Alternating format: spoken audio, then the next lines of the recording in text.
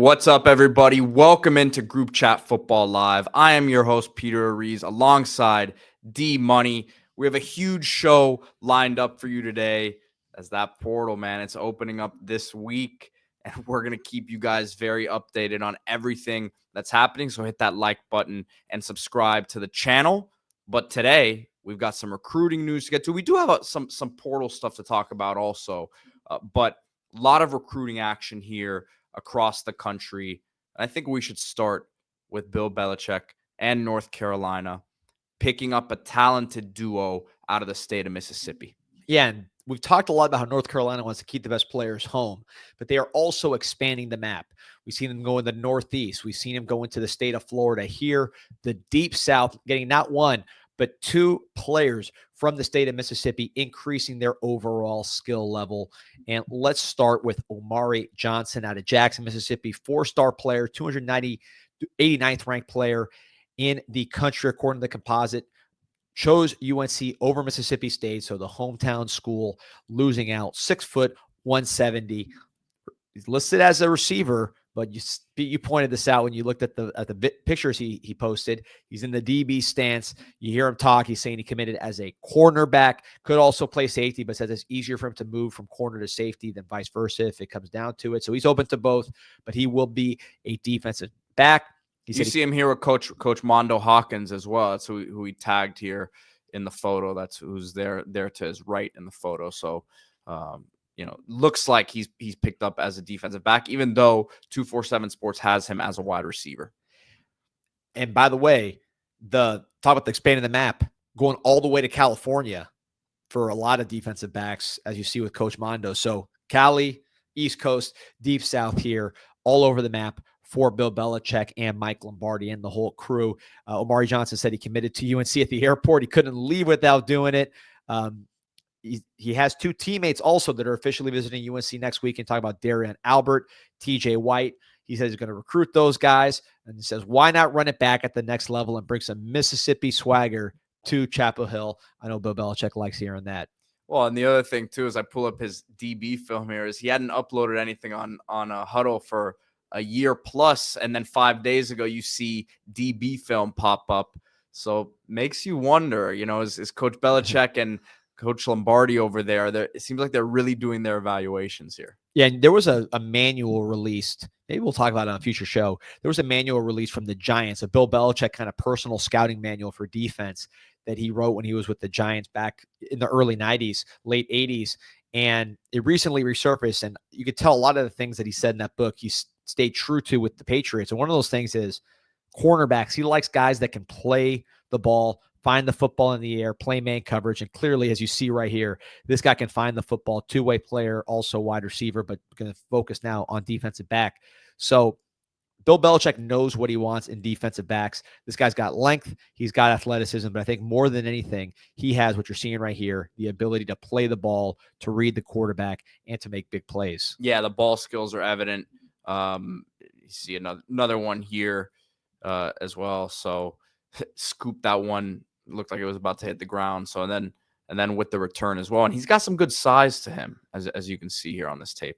Yeah, and look, both of Bill Belichick's sons coaching on the defensive side of the ball, so it's a family affair on that side. I think that's what, to me, where you're really going to see an identity that looks familiar to Patriots fans, because the offense, Bill Belichick's offense, so much of it was about Tom Brady for so many years, and you saw kind of different things, guys come and go. It's hard to say what his offensive identity is. Defensively, we know what he wants. He wants a lot of size up front, which you've seen UNC add big bodies both in the portal and recruiting up front in terms of defensive linemen, bigger linebackers than maybe other people like to use, and then cornerbacks and safeties that are smart, that are versatile. We've seen guys play both ways at the NFL level for Bill Belichick. So who knows if we see some of that here with some of these guys, where you see guys play both ways. It's not impossible. If it happens to anybody, it'll happen for Bill Belichick. But I think with this kid, that ability to find the football stands out amongst everything else.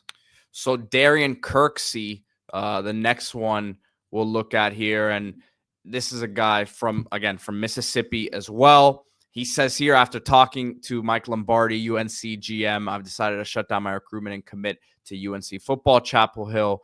I'm home. And that was interesting to me, D, that he said after talking to Lombardi, of course, general manager, he committed. So it seemed like, I don't know if it was that conversation that won him over, but it was interesting that he committed to the general manager, which I think we'll see more of this moving forward. Obviously, Coach Belichick very involved in the recruiting side, as we've seen early on here.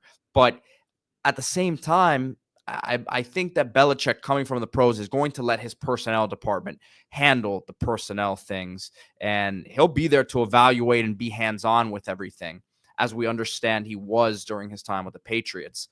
But everyone has their role, and you see here that Lombardi is very hands-on in this process, as we would have expected. Yeah, Darrion Kirksey, a major get, 6'2", 195 from Gulfport, Mississippi, 3-star player. But you see Ole Miss involved, the local school, Arkansas, also involved. So choosing UNC over Ole Miss, like you mentioned, committed to Mike Lombardi.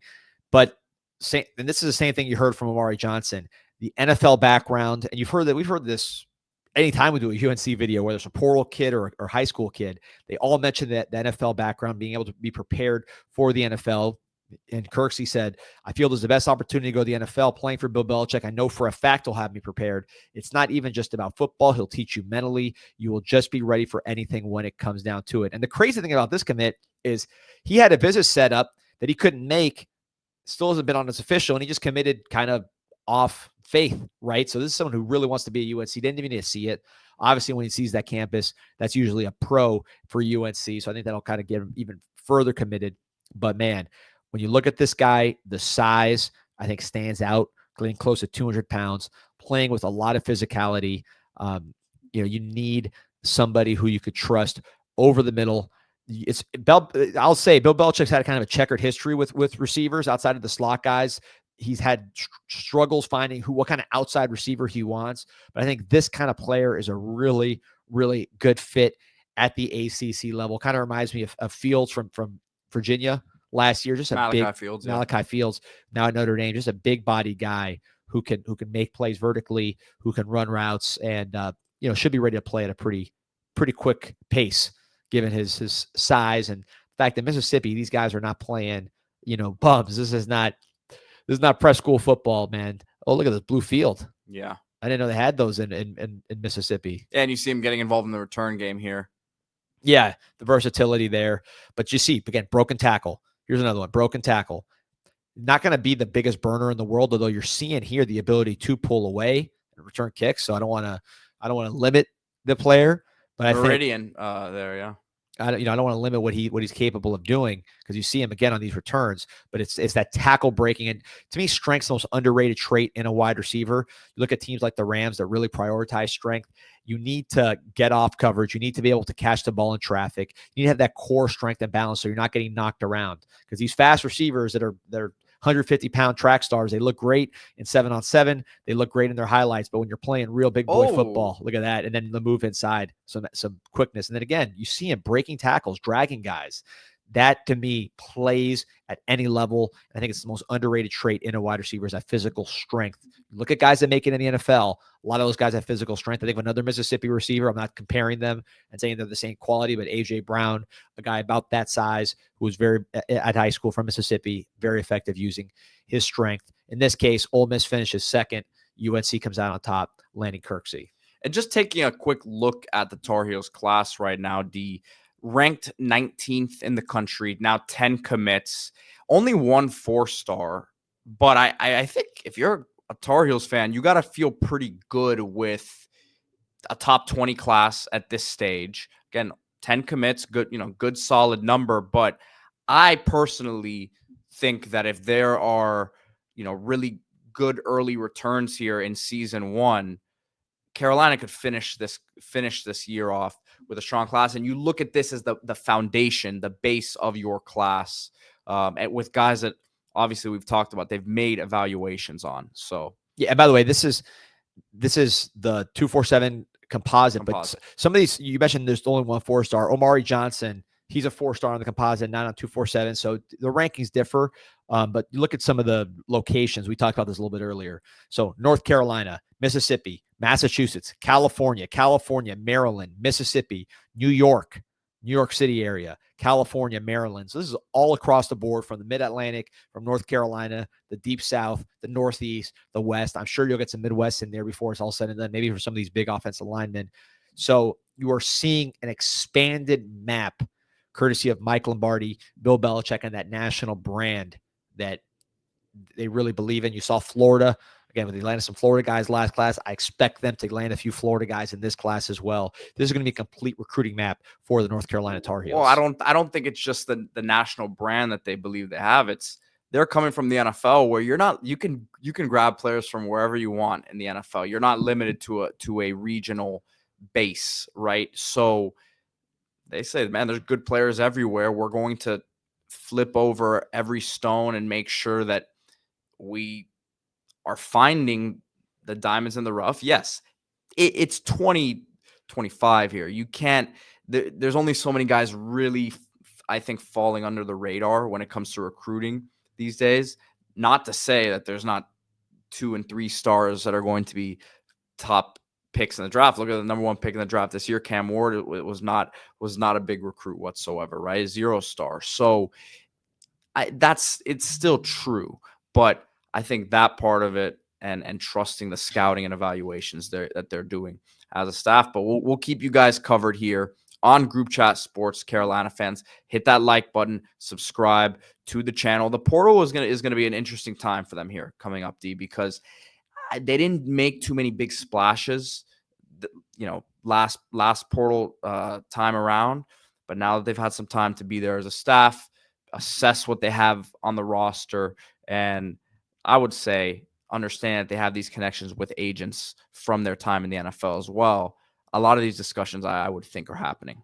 Yeah, I mean, you talk about 19 additions, but are they the truly impactful guys? Some of them will be, but in terms of ratings, I think they came in and triaged and said, there's a lot of work to do. We need to get bigger. We need to bolster these lines. We need to get a quarterback to compete with Bryce at that position. So they brought in guys that can play, but they weren't out there landing the marquee names. And I think now that you've brought in 19 guys, you've built a team that can at least get through a spring practice.